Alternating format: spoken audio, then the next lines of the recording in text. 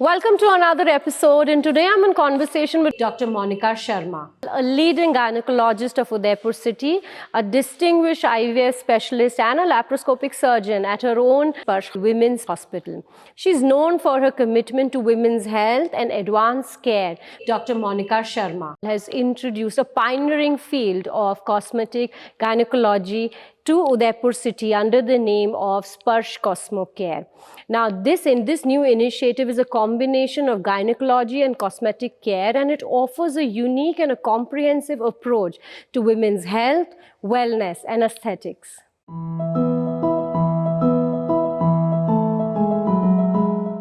Thank you so much, Dr. Monica. It's always such a pleasure to have you over.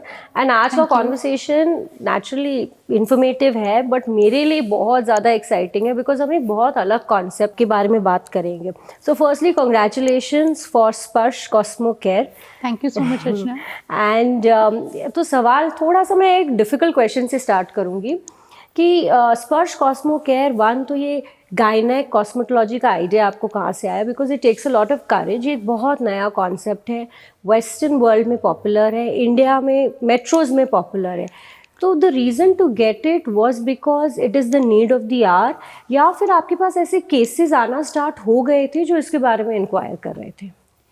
Actually, this is the need of the hour. Okay. Though this is common in Western world, but actually patients are suffering everywhere. Absolutely. Most of the times they don't know about it, or if they are knowing about it, they don't want to discuss it. Correct. Because of some hitch, hesitation. And then our social scenario is like this. Then even if they are going to the healthcare professionals, then doctors are saying कि ये तो होता है. Few things they say कि ये तो होता है. क्योंकि treatment options पहले ज़्यादा available भी नहीं थे. But with the advancement of science, अभी treatment options हमारे पास में available हैं. Right. So कभी-कभी patients आते हैं knowingly that they are having this thing. And sometimes it happens कि उनको पता नहीं होता है कि उनको problem है.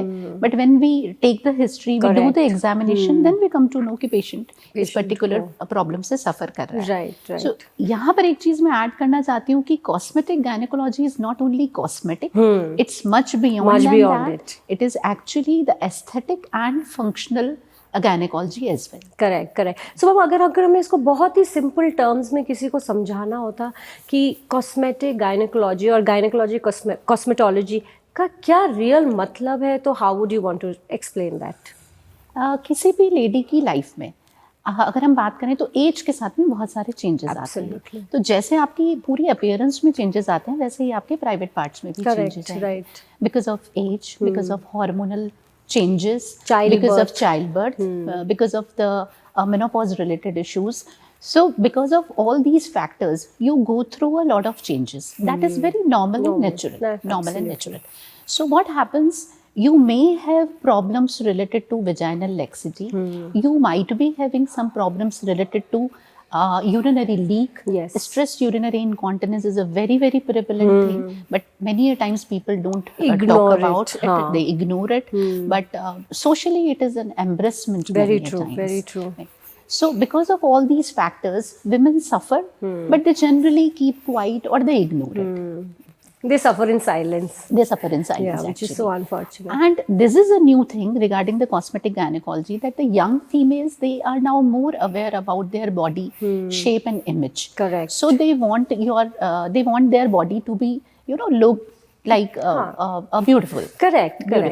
So that दिखनी भी अच्छी चाहिए, so that they feel also good. I think वो feeling aspect भी बहुत important है इसमें. And then there are sexual issues, which are very, very less talked, especially in Indian scenario, in our society. Very true. Right. Metro में तो फिर भी probably एक छोटा percentage बात कर रहा है.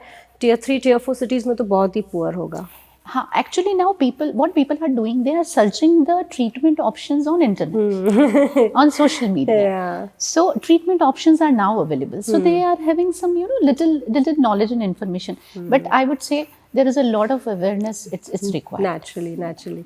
So ma'am, मुझे कुछ आप ऐसे symptoms बताइए या ऐसे कुछ signs बताइए जो we as women, be it in our 20s, 30s, 40s, जो हम या तो ignore कर देते हैं, और कब हमें एक गायनेक कॉस्मेटोलॉजिस्ट को उनके पास जाना चाहिए? कुछ ऐसे आप सिम्टम्स बताइए मुझे. As we discussed, the most common thing is urinary urinary जब उसके ऊपर आपका लीक्स, वॉलंटरीली आप जो है वो उसके ऊपर कंट्रोल नहीं रख पा रहे हैं और वो इनवॉलंटरी लीकेज जो हो जाता है, that is one of the most common. Coughing में भी होता होगा, कॉफिंग से, स्ट्रेनिंग से, स्नीजिंग से, थोड़ा बहुत भी आपका एब्डोमिनल प्रेशर किसी भी चीज से, आपने थोड़ा सा वर्कआउट किया या रूटीन हाउस होल्ड वर्क में भी कभी कभी जैसे स्ट्रेन हुआ तो यूरिन लीक हो जाता है, that is one of the most common symptoms. Then second thing is vaginal laxity. तो वेजाइनल लेक्सिटी कई बार तो आप खुद अप्रिशिएट कर पाते हो, कई बार आपके पार्टनर को अप्रिशिएट होता है, क्योंकि उससे कहीं ना कहीं सेक्सुअल सेटिस्फेक्शन और ग्रेटिफिकेशन जो है वो कॉम्प्रोमाइज होता है। Exactly right. और जैसे जो नॉर्मल चाइल्ड बेयरिंग होती है, natural child vaginal deliveries,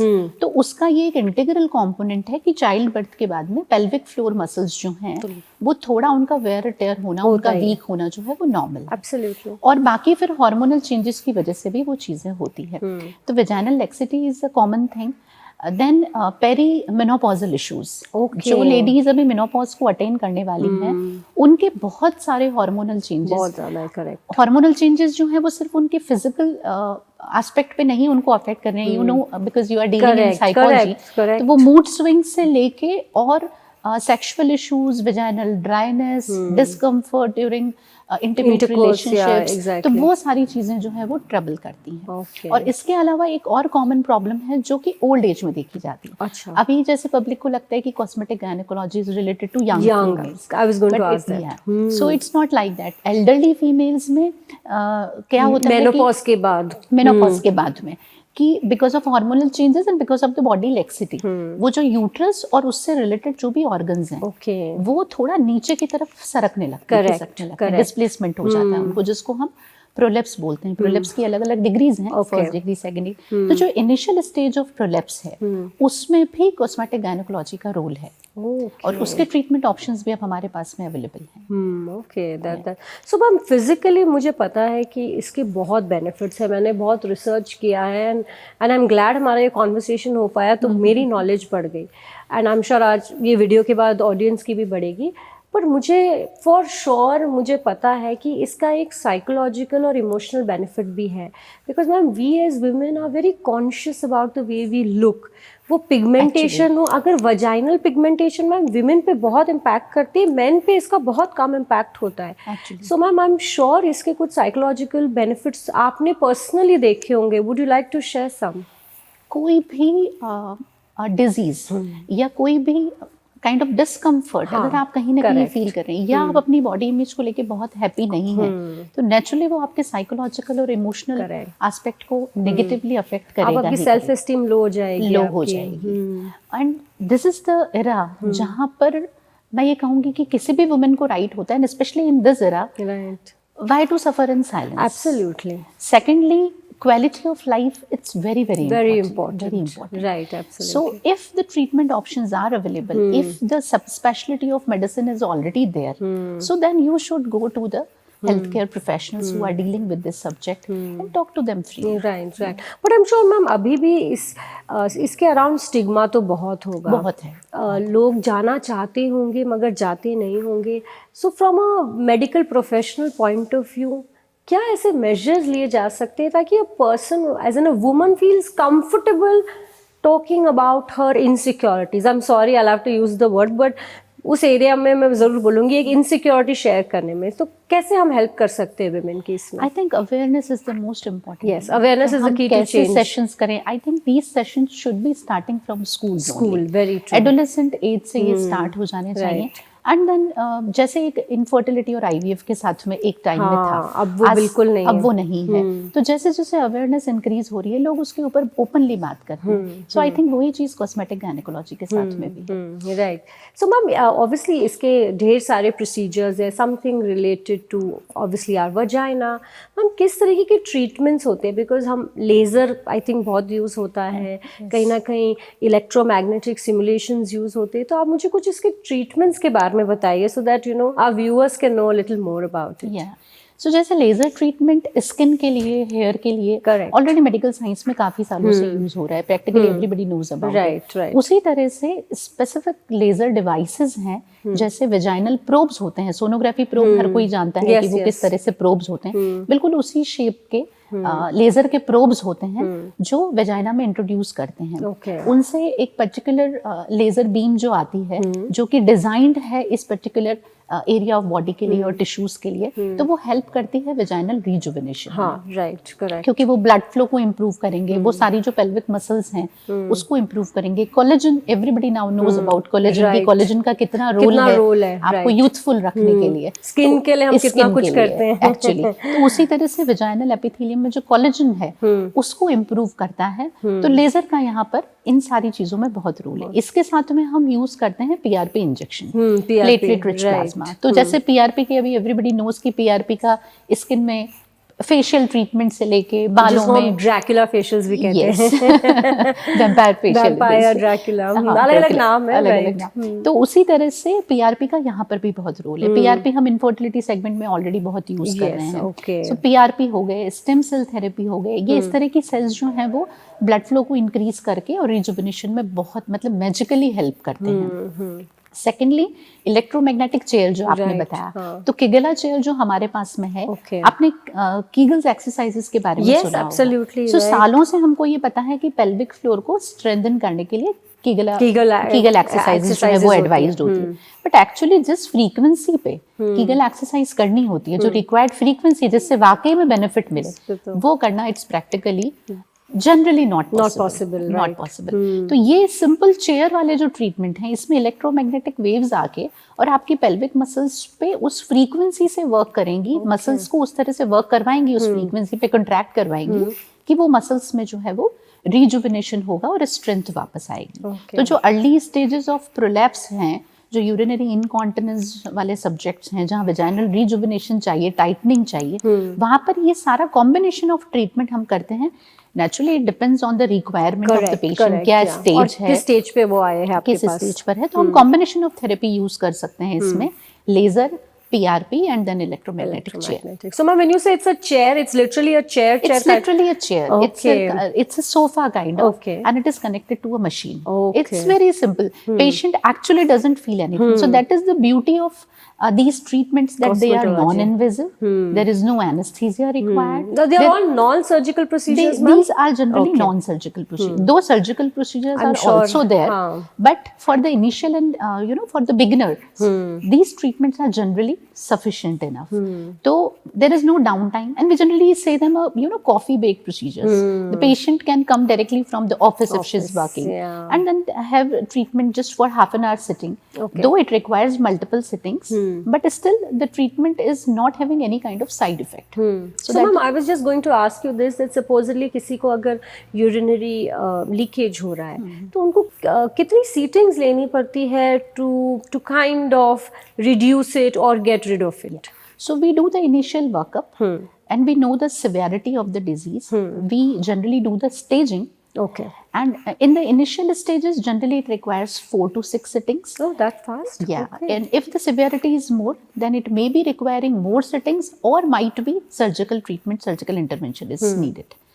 And then on monthly basis, we can repeat the setting for 3 months, for 6 months. According to patient's need, we can customize the treatment. Okay, right. So when it comes to some of these common procedures, obviously vaginal rejuvenation तो अभी फिर भी इसके बारे में बात हो रही है, skin tightening के बारे में बात हो रही है। ऐसे कुछ procedures आप मुझे बताइए जो आप commonly आपने आपके clients या अपने patients के साथ देखे होंगे, कुछ एक दो आप share करेंगे? देखिए, vaginal rejuvenation जो है वो chronic vaginal infections में भी indicated है. Okay. So जो patients continuous या recurrent suffer करते हैं white discharge or other kind of discharges, अच्छा, they are having the itching, regular and frequent itching. Correct. And बहुत discharges and वो थोड़ा odor भी बहुत ज़्यादा हो जाता है. बहुत ज़्यादा होता है. तो वो पेशेंट को खुद को अनकंफर्टेबल लगता है, then they don't feel comfortable with their partners also. Right, absolutely. तो वेजाइनल रिजुवेनेशन का रोल जो है, जो स्पेक्ट्रम है, वो एक्चुअली बहुत बड़ा है, बेनिफिट है. एग्जैक्टली, राइट, बिकॉज़ उसमें टाइटनिंग भी हो जाती है और बहुत अदर प्रोसीजर्स भी होंगे. सो द वेजाइनल एपिथेलियम जो अपर सरफेस है वेजाइना का, वो पूरा रिजुवेनेट होता है. ओके. तो उससे आपको ये जो इस तरह के जो इन्फेक्शंस हैं, डिस्चार्जेस हैं, जो क्रोनिक चल रहे हैं, जो रूटीन मेडिकेशन से सॉल्व नहीं हो रहे हैं, ये पेशेंट्स बहुत कॉमन आते हैं. किसी भी गायनेक ओपीडी में ये पेशेंट्स बहुत commonly visit.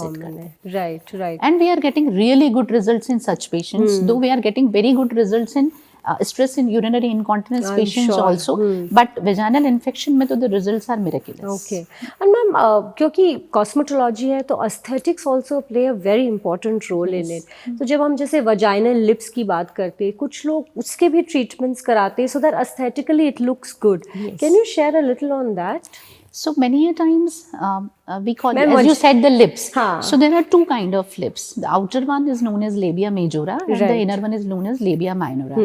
So sometimes they are unusually large or hanging. Okay. So then With age also, with and age sometimes also sometimes normally anatomically they are like this. Okay. So then the patient, she is always conscious about her image. Yes. कि कैसा है.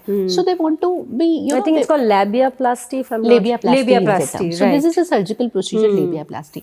Same way, clitoral hood resection. Right. It's again a surgical thing. उसमें क्या होता है कि clitoris जो है वो unusually big होता है, बड़ा होता है. तो उसमें भी सेम ही होता है कि पेशेंट काफी एम्बरेसमेंट फील करता है. तो क्लाइटोरल हुड रिसेक्शन, ये सारी सर्जरीज जो हैं, though they are minor surgeries but they are very skillful. Okay. And ma'am, this is like एक बार में हो जाता है and then you Surgical part generally एक sitting में हो जाता है and then they just got to be a little careful for some time. Generally no. Okay. The downtime is very less. Very less. Okay, very right. less. So For non-invasive procedures, we require multiple sittings. For surgical procedures, generally one sitting is required. Okay, right. तो ma'am एक और एक surgery जो मैंने पढ़ी थी, it is called perineoplasty. I hope I've got the pronunciation right.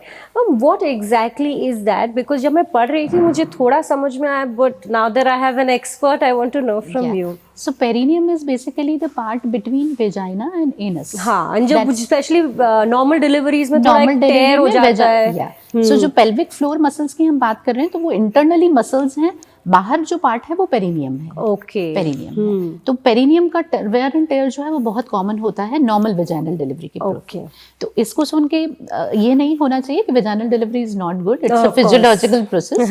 तो वो होता है, बट ये कहीं ना कहीं अब ये एक फैक्ट है जो प्रैक्टिकली सारे लोग जानते हैं कि उसकी वजह से कुछ वेयर एंड टेयर होते हैं, तो पेरिनियम कई बार उसमें डैमेज हो जाता है. Okay. उसी की वजह से वेजाइनल लैक्सिटी जो है वो डेवलप होती है. ओके, सो अच्छा, because you take care of that तो नेचुरली आपकी वो वजाइनल लैक्सिटी थोड़ी इम्प्रूव हो जाएगी. तो पेरिनियोप्लास्टी इज अ सर्जिकल कि आप पूरा का पूरा जो है वो मसल को रिपेयर कर दोगे. ओके. और उसको नॉन इन्वेजिव वे में जब हम करते हैं तो लेजर पीआरपी के यूज के साथ में करते हैं. अभी थ्रेड्स का भी रोल आ गया है इसमें. जैसे थ्रेड्स स्किन के लिए यूज होते हैं, फेस के लिए यूज होते हैं, वैसे वेजाइनल थ्रेड प्रोसीजर्स भी अभी आ गए हैं. Oh wow, right, absolutely. So ma'am, obviously psychologically, physically, emotionally इनके रिजल्ट्स फैबुलस हैं, पर जब हम सेक्सुअल इंटीमेसी की बात करते हैं, आई एम श्योर आप मिराकुलस रिजल्ट्स देख पाते होंगे, because in any case women and sexual pleasures की बात थोड़ी कमी होती है. And if a woman enjoys a sexual intimacy, I think वो एक कपल रिलेशनशिप भी इम्प्रूव होता होगा. सो आई एम श्योर आप बहुत अच्छे रिजल्ट्स उसमें देख पा रहे होंगे. बिल्कुल, जैसे अभी हमने डिस्कस किया कि ये वेजाइनल रिजुविनेशन और लैक्सिटी में तो रोल है ही इन सब चीज़ों का. उसके अलावा जो आपने ऑर्गेज्म की बात की, तो प्रैक्टिकली इंडियन सोसाइटी में तो ऑर्गेज्म के ऊपर बात ही नहीं करी जाती, especially when I am talking about the women orgasm. Absolutely. तो ऑर्गेज्म के लिए जो particular there is a physical spot, G spot in the interior. पहले ये एक हाइपोथेटिकल पॉइंट. हाँ, मुझे तो पहले यही लगता था. But it's around 1 centimetre. It's a little harder structure or the G spot is जो इंटीरियर वेजाइनल वॉल में होता है, और उसको हम आइडेंटिफाई करके और वहाँ पर PRP के इंजेक्शंस देते हैं to improve the orgasm. Oh, lovely. Okay. So this is a new thing which is a main area of cosmetic gynecology if we are talking about, because this is not a health need but to improve that sexual pleasure. Correct, absolutely. And ma'am, sex is taken in as a taboo, but it is a survival need. Actually एक बहुत बड़ी survival need है जिसके बारे में हम बात ही नहीं करते. Right. तो ये हम कभी कभी इसके ओवरलैपिंग एरियाज हैं. जैसे हम फर्टिलिटी में कई सालों से डील कर रहे हैं, तो जहाँ पर ऑर्गेज्म नहीं है, जहाँ सेक्सुअल प्लेजर नहीं है, इंटीमेट रिलेशनशिप्स अफेक्ट हो गई हैं, वहाँ पर फिर वो आगे रिप्रोडक्शन के साथ में भी कनेक्टेड हैं. तो बहुत सारे ब्यूटीफुली सेड. यस. तो बहुत सारे कपल्स जो बहुत इजीली ये चीज़ें ओपन अप नहीं करते हैं, शेयर नहीं करते हैं, बट वहाँ पर इनफर्टिलिटी का रीज़न ये होता है कि उनका जो है वो इंटीमेट ही नहीं होता because of all these reasons. Because वो एक प्लेजर ही नहीं अचीव हो पाता है, तो it's just an activity that they do and not something that they enjoy. Yes, और जहाँ फर्टिलिटी ट्रीटमेंट है वहाँ पर उनको जनरली बोला जाता है कि आपको टाइम्ड वे में रिलेशनशिप में रहना है। So again it creates a lot of stress on them, because they can not be mechanical all the time. Exactly, और स्पेशली जब सेक्सुअल प्लेजर नहीं है तो देन तो they can not be in that relationship. ये कुछ overlapping areas हैं जो मैं देख रही हूँ अपने पेशेंट्स में। Same way vaginismus is the thing, जहाँ पर फीमेल को किसी भी रीजन से या अपने किसी पास्ट एक्सपीरियंस की वजह से उसको एक फियर, एक फोबिया है कि वो किसी को अपने को टच ही नहीं कर सकती। कोई एक चाइल्डहुड ट्रॉमा हो सकता है, कोई सेक्सुअल अब्यूज हुआ होगा बचपन में, आपके एक्सपीरियंसेस, आपका थॉट प्रोसेस उस तरफ हो सकता है। तो वो एक चीज होती है, उसमें पेल्विक मसल्स, फ्लोर के मसल्स जो है वो पूरा कॉन्ट्रैक्ट कर लेती है। एग्जैक्टली, वेरी ट्रू, हाँ, कॉन्ट्रैक्ट कर लेती है। तो उसमें भी कॉस्मेटिक गायनेकोलॉजी का रोल है। हालांकि हम ये जानते हैं कि उसमें काउंसलिंग का बहुत बड़ा रोल होगा, बट ग्रेजुअल डायलिटेशन करके हम उस पार्ट को इम्प्रूव करते हैं। अभी में हमने कुछ पेशेंट्स हाल ही में जो है वो वेजिनिस्मस, सिवियर वेजिनिस्मस के पेशेंट थे, जिनको मैरिज को 2 साल 3 साल हो चुके थे, वो हमने ट्रीट किए हैं। And then they come with natural pregnancy. So it's a very rewarding. Yeah, and in fact with this I really want to bring up, कभी-कभी मेरे क्लाइंट्स आते हैं, दे ऑलवेज मेंशन कि we don't have that sexual intimacy और I do not enjoy it. It's not necessary that it has to be only because you are not compatible. You could actually be having physical reasons for not doing it. Yes. Oh yes, so there are physical, psychological and emotional reasons for mind everything. and body is interconnected. Yes. So history taking is again a very important thing. Medical science चाहे कितना भी advance हो जाए, progress कर जाए, but still वो एक patient के साथ जो communication होता है वो बहुत important role देता है। Right. Ma'am, I really want to, मैं ना कुछ आपके साथ ऐसे cases share करना चाहूँगी, and I really want अगर आप कुछ input दे पाए, so because I knew it was going to happen, so मैंने कुछ ऐसे केसेस प्रिपेयर करें। So there is this lady, she is 42 years old, early 40s में है, पेरीमेनोपॉजल है, and she is also facing a lot of urinary leakage, especially during a physical activity. Every time she has to sit down, या कभी sneezing या coughing में। She's taken some treatment, result नहीं मिल पाया है। So if she comes up to you, कितना lengthy ये process होगा उसके लिए? Generally हम जो सेटिंग्स देते हैं, लेजर की सेटिंग्स इस पर्टिकुलर केस में या चेयर की सेटिंग, वो वीकली बेसिस पे देते हैं। एज वी डिस्कस्ड कि हम पहले उसकी सिवियरिटी देखेंगे कि सिवियरिटी कितना है। अगर इनिशियल स्टेज में है जहाँ हमको लगता है कि non invasive treatment will be working, तो वहाँ पर हम इसको वीकली बेसिस पे सिटिंग देते हैं या 10 डेज में एक बार बुलाते हैं। And it takes 1.5 to 2 months generally in total. फिर कितना इम्प्रूवमेंट है उसके अकॉर्डिंग, और मंथली बेसिस पे, 6 मंथली बेसिस पे हम वापस पेशेंट को call okay, so on an average 2 months में she'll be able to see very good results. Yes. Okay, yes. Great. और every time जब हम उसको नेक्स्ट सिटिंग के लिए लेते हैं तो उससे पहले हम evaluation करते हैं, we make the proper chart कि इस पर्टिकुलर डेट पे कितना लीक था। हम उसको कॉफिंग करवाते हैं, स्ट्रेनिंग करवाते हैं, स्ट्रेनिंग करके देन वी ऑब्जर्व कि कितना लीक आ रहा है। Okay, in different postures, because line down posture में सिनेरियो डिफरेंट होगा। वो आप नीचे जब वो लेग्स पे बैठी है, स्क्वाट के साथ में बैठी है, तो डिफरेंट सिनेरियो होगा। करेक्ट। तो वो करके and we maintain a chart, because this is era of medico legal issues, तो हमको बहुत पर्टिकुलर रहना रहता है and it's a very subjective thing, right. तो पेशेंट के पास ऐसा कोई स्कोर बोर्ड नहीं है कि जहाँ पर वो ये बता सके कि मुझे इतना इम्प्रूवमेंट। करेक्ट। तो ऑब्जर्वेशन से हमको देखना रहेगा कि उसको कितना उसमें इम्प्रूवमेंट है। And we take the consent, informed written consent, कि हर पेशेंट की बॉडी अलग अलग है, एवरी इंडिविजुअल इज डिफरेंट। तो हो सकता है कि किसी एक पर्टिकुलर प्रॉब्लम के लिए एक पेशेंट को 1.5 to 2 months लगे, बट किसी को हो सकता है कि 4 to 6 months भी लगे। But on an average 2 to 3 months में they'll be able to see a result, yes, right? Okay, yes, generally. So another case is obviously around sexual intimacy. So a girl is in her early 30s and for her she has painful intercourse and is why obviously तो husband के साथ naturally वो intimacy develop नहीं हो पा रही है। So through these gynaec cosmetology treatments would she be able to cure that painful intercourse? Here again one very important thing Archana I would like to mention, painful intercourse के बहुत सारे reason. हाँ, एक वो वेरिड कॉन्टेक्स्ट, साइकोलॉजिकल, फिजिकल, बहुत सारे reason हो सकते हैं। उसके अलावा भी हम अगर फिजिकल भी बात करें, then again we divide it into, generally painful intercourse is known as dyspareunia, right. So dyspareunia could be superficial and deep. Okay. So superficial dyspareunia generally comes in cosmetic gynecological treatment. Because वो थोड़ा physical ज़्यादा वो होता है. क्योंकि introitus जो opening होती है उससे रिलेटेड है. Okay. सो जब लुब्रिकेशन कम होगा, जो Vaginal वेजाइनल ड्राइनेस drying ज्यादा होती होगी, है, हाँ. वेजाइनल ड्राइनेस ज्यादा होगी, तो या तो वो इमोशनली जो है वो पूरा इन्वॉल्व नहीं है उसमें, Possible, है ना? right. या फिर उसको कुछ ना कुछ स्किन या वेजाइनल इश्यूज हैं. जो डीप डिस्पैरियूनिया होता है generally it is related to some another diseases Okay. Like endometriosis, अगर आपने सुना है, Right. Chocolate cyst. Yes, yes, तो yes. डीप डिस्पैरियूनिया जो होता है वो जनरली उसके साथ में कनेक्टेड Okay. है. तो पहले हम उसको कैटेगराइज करते हैं. अगर वो उस कैटेगरी में फॉल कर रहा है कि जहाँ पर कॉस्मेटिक गायनेकोलॉजी ट्रीटमेंट का हमारे पास में बेनिफिट है, सो डेफिनेटली हम वो उस पेशेंट को वो ऑफर करेंगे. Okay. So the examination is very important, detail history and then sonography. Okay, fine. So combination, Combination, right? Right. And ma'am, one last one is about a lady. She is 56 years old. Menopause हो चुका है. But she doesn't feel very confident about her vaginal health or the way her vagina looks. Pigmentation भी है, laxity का भी issue है.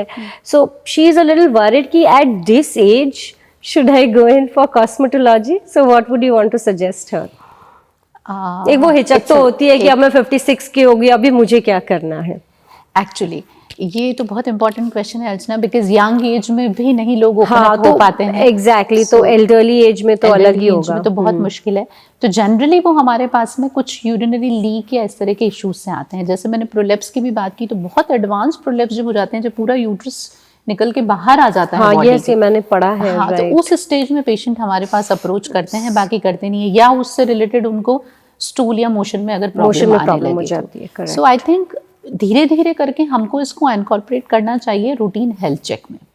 सो routine health check हम design कर सकते हैं अलग अलग एज ग्रुप्स के लिए. तो उसमें एग्जामिनेशन पार्ट तो हर हेल्थ चेक का पार्ट होता ही है. सो एग्जामिनेशन के साथ में हम उनको ये बता सकते हैं कि आपको ये प्रॉब्लम है. Generally they won't be speaking about it at this age. तो I don't think Indian scenario में भी लोग इसके ऊपर बात करेंगे.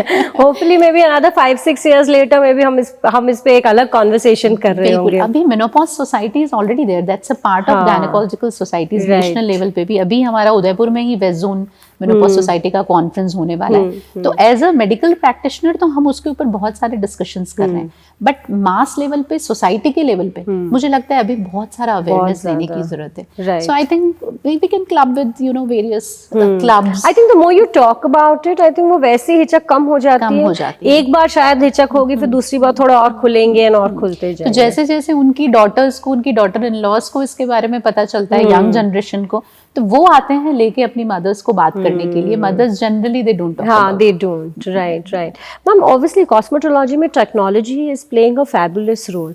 कुछ और ऐसे ट्रीटमेंट्स आ रहे हैं जो शायद वेस्ट में आ गए और इंडिया में अभी आने उनका टाइम है, एंड कुछ आप ऐसा शेयर करना चाहेंगे? Generally India is pioneer. अच्छा, ओके. और is at par maybe. And being 1.5 billion, we are having a huge population for research, for studies, for everything. Right. And unfortunately मुझे word use करना पड़ेगा, market also yes. for usage of technology. Yes.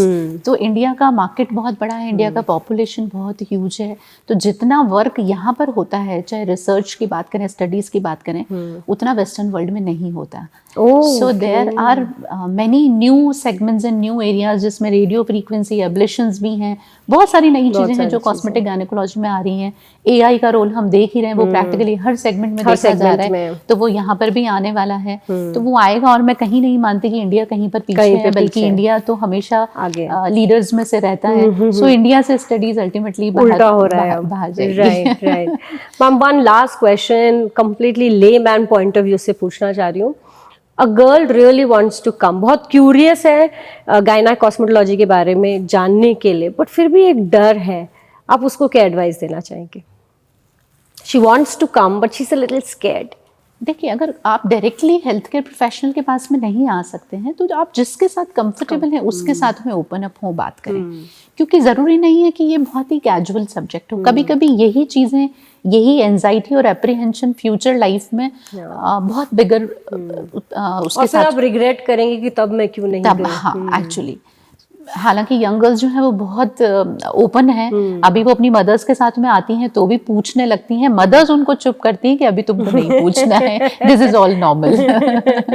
But मैं यही कहना चाहूंगी कि social media पे content में ज़्यादा ना जाएं, वो बहुत जनरलाइज्ड कंटेंट होता है, इंडिविजुअलाइज्ड नहीं होता। तो अपने हेल्थ केयर प्रोफेशनल से बात करें, नहीं तो अपनी फैमिली में जिसके साथ कंफर्टेबल हो उससे बात करें। राइट, एटलीस्ट वो कॉन्वर्सेशन तो स्टार्ट करें। Right, thank you so much doctor Monica ma'am, it is always a pleasure talking to you and आज का कॉन्सेप्ट आई एम श्योर हमारे व्यूअर्स के लिए बहुत हेल्पफुल होगा, so thank you so much. Absolutely pleasure and honor for me, Archana. Thank you.